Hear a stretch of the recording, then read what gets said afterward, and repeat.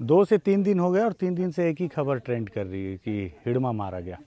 और हिडमा जो मारा गया, अब उसकी लगभग आखिरी कहानियाँ अब आपको मीडिया में दिखेंगी। और मैं उसके गांव पहुंचा हुआ हूं, उसका अंतिम संस्कार हो रहा है। 1 आध घंटे और मेरे को लगता है लगेंगे, 1 डेढ़ घंटे, और उसकी सारी चीज़ें जल कर स्वाहा हो जाएंगी। तो हिडमा के गांव पहुंचा हूं, क्या कुछ दिखा, क्या कुछ समझ में आया, वो आपको बताता हूं। नमस्कार, मैं विकास तिवारी हूं, आप बस्तर टॉकीज देख रहे हैं। 3 दिन से इसी खबर पे हूं। और सबसे पहले जैसे ही ये खबर सुबह निकल कर आई 18 तारीख को कि आंध्र प्रदेश के मारेडपल्ली के जंगलों के इलाके में एक मुठभेड़ हुई जिसमें 6 माओवादी मारे गए। सबसे पहले कुछ लोगों ने कहा कि हिडमा मारा गया। तो मैंने कहा हिडमा कैसे मारा जा सकता है, मतलब ऐसा उसका जो इमेज बन गया था कि हिडमा तो अजर अमर है, वो मरेगा ही नहीं। कई लोग तो ये भी पूछते थे मुझसे कि हिडमा कोई है भी या ऐसे कोई छद्म नाम जैसे विकल्प अभय होते थे। तो हमको बताना पड़ता था कि हिडमा है, हिडमा की माँ है, हिडमा का गांव भी है। और जो लोग नहीं मानते थे हिडमा है, अब उनको मानना पड़ेगा, क्योंकि उन बहुत सारी लकड़ियों में एक जो शव जल रहा है वो हिडमा का है, जिसे उसकी माँ ने भी स्वीकार किया और उसके परिवार वालों ने। जब पहले ये खबर आई कि हिडमा मारा गया तो मुझे भी अपने कानों में भरोसा नहीं हुआ, क्योंकि मैं सोचता था कि सिर्फ 6 लोगों के साथ हिडमा कैसे मारा जा सकता है। हिडमा के साथ तो पूरी बटालियन रहती है, उसके 3 लेयर में सुरक्षा रहती है। 3 दिन से ये सवाल है। हालांकि इसके कुछ जवाब मिले जो मैं आपको बताऊंगा अगले वीडियो में, या हो सकता है कल या परसों, जब भी। लेकिन ये सवाल हर किसी के जहन में कि हिडमा मारा कैसे गया, और मारा भी गया तो सिर्फ इतनी आसानी से कैसे। एक विध्वंस होना था, एक विकराल युद्ध होना था, ऐसा खुद पुलिस के बड़े अधिकारी भी सोचते थे कि जिस दिन हिडमा से युद्ध होगा तो युद्ध देखने लायक होगा। जवान खुद भी चाहते थे कि जिस दिन अगर वो हिडमा को मारें तो वो ऐसा होना चाहिए कि उनको भी फील आए कि उन्होंने हिडमा को मार गिराया। जैसे बसवराजू की जब मुठभेड़ में मौत हुई तो वहाँ भी 27-28 लोग मारे गए उसके साथी, और वहाँ भी बहुत देर तक मुठभेड़ चली थी। तो बसवराजू से भी ज़्यादा बड़ा नाम तो हिडमा का था लड़ने वालों में। बस्तर में चाहे वो उस घटना में रहा हो या ना रहा हो, कई पुलिसिया रिकॉर्ड में उसके नाम को डाल दिया गया, या कई बार उसके नाम को आगे कर दिया गया। ताड़मेटला हो, झीरम हो, मिनपा हो, बुरकापाल हो, जितनी भी बड़ी घटनाएं हों, हर घटना के नाम के पीछे एक नाम हिडमा जरूर जोड़ा जाता था। और इसी तरह से धीरे धीरे उसका प्रोफाइल और बड़ा होता गया। आज योगेश भाई हैं, रायपुर से हैं, तो इनके हाथ में कैमरा थमा दिया हूँ। योगेश भाई थोड़ा इधर आ जाओ, उधर और भी पत्रकार साथी बातचीत कर रहे हैं तो उन्हें भी डिस्टर्ब हो रहा है और हमको भी। तो इस तरफ से आते हैं, बहुत पास जाने में थोड़ी सी कठिनाई हो रही। सबसे पहले ये बताऊं कि ये जो आपको दिख रहा होगा कि चीता, बहुत बड़ी चीता जलाई गई है, इसके पीछे भी एक कहानी है। दरअसल इस बड़ी चीता में एक नहीं 2 लोगों की लाश हैं, एक हिडमा की और उसकी पत्नी राजे की। राजे से उसने संगठन में ही शादी किया, और एग्जैक्ट टाइम तो नहीं पता, हर कोई अपने अपने हिसाब से उसकी तारीखें बता रहा है। लेकिन ये सच है कि उसकी पत्नी राजे थी जिसने शादी की। बहुत लोगों ने कहा कि हिडमा की दूसरी पत्नी थी, लेकिन मैं आपको स्पष्ट कर दूं कि हिडमा की पहली और आखिरी पत्नी थी, उसकी कोई दूसरी शादी नहीं हुई। 17 साल की उम्र में वो संगठन में चला गया और उसके बाद संगठन में ही उसने शादी की। आज तक कभी भी शादी करने के बाद वो संगठन में ही रहा, कभी अपने गांव आया नहीं रहने के लिए, क्योंकि हमेशा से उसका गांव टारगेट में रहा। हर किसी को लगता रहा कि हिडमा कभी भी अपने गांव आएगा तो उसे फोर्स टारगेट कर सकती। हालांकि वो समय अलग था, जो पुअर्ती गांव 2-3 साल पहले, कि आप सपने में भी नहीं सोच सकते थे कि इस गांव में आप आ पाएंगे आसानी से। लेकिन 2024 के बाद जिस तरह से फोर्स ने अपनी रणनीतियां बदली, जिस तरह से पैंतरे बदले, ऑपरेशन करने के तरीक़ों में बदलाव किया, लगातार नए कैंप इस्टेब्लिश किए गए, तो आज हम पुअर्ती पे इतनी आसानी से खड़े हैं जैसे शहर के नज़दीक का कोई गांव।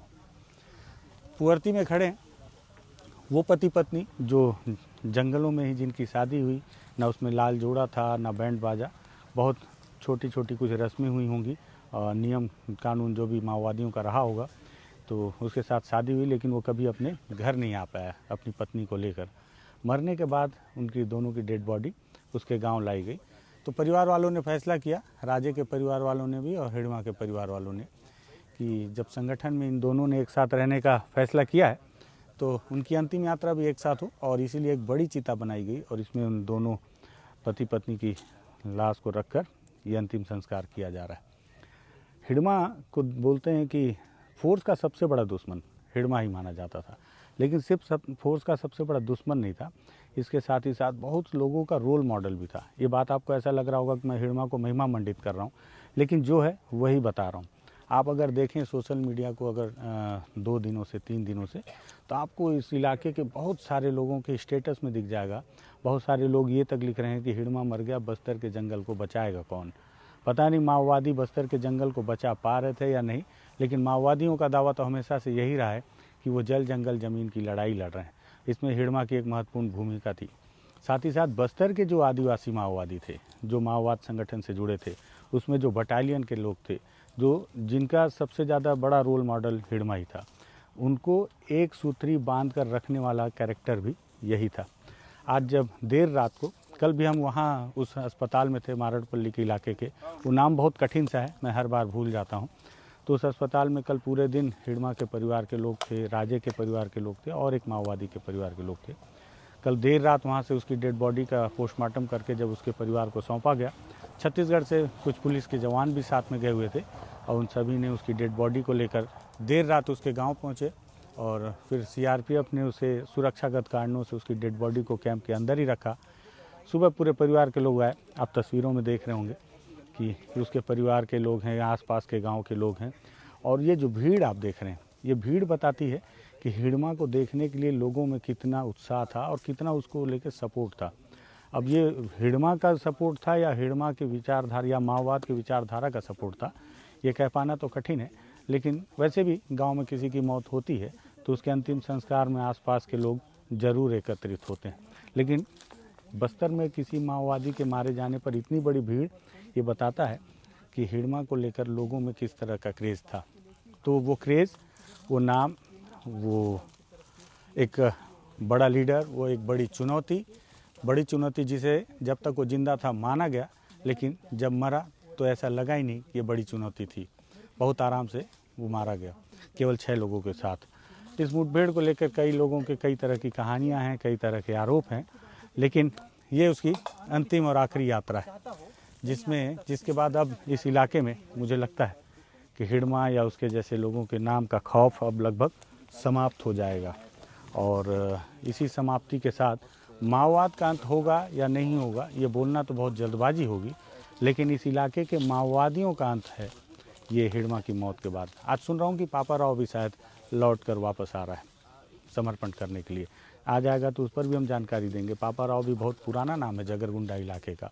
इसके साथ ही साथ देवजी को लेकर भी हो सकता है 1-2 दिन के अंदर कोई खबर आ जाए। बहुत सारे लोग आरोप भी लगा रहे हैं कि हिड़मा की मौत के पीछे देवजी भी जिम्मेदार है।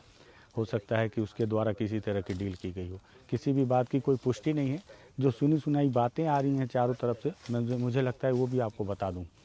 तो ये उसकी चिता आज जलाई गई, बहुत सारी भीड़, बहुत सारे लोग, एक बहुत बड़ा किस्सा, एक बहुत बड़ा कैरेक्टर माओवाद संगठन का ख़त्म हो गया।